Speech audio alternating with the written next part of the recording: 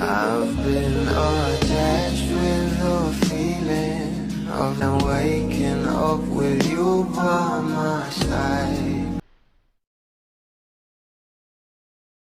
Alam naman natin na itong ang ating Bel Mariano ay isang magaling na actress at artist na kung saan ay talaga namang for the LSS nga ang maraming bubbly sa inilalabas na album ng ating Bel. At ngayon nga guys, itong ang ating Bel ay nominado nga sa favorite solo artist na kung saan nandyan nga rin itong si Angie Salvacion, Alexa Ilacad, Vice Ganda at Darren Espanto. Ayon pa nga guys sa post, mga B, eto na ang hinihintay nyo.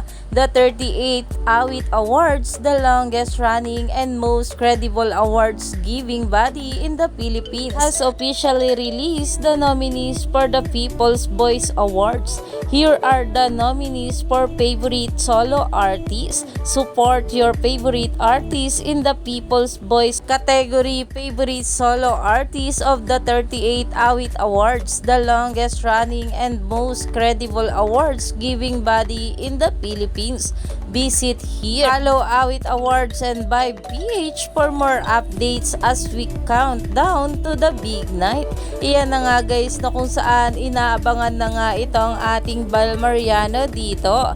At talaga namang susuportahan nga raw ito ng maraming bubblies. Alam naman natin na itong ang ating Bel ay sobrang thankful nga rin sa lahat ng mga bula na for the suporta nga sa kanila ng ating Donnie Pangilinan. Kaya naman stay tuned lang tayo for more update kila Donnie at Bel sa mga susunod pa na ayuda.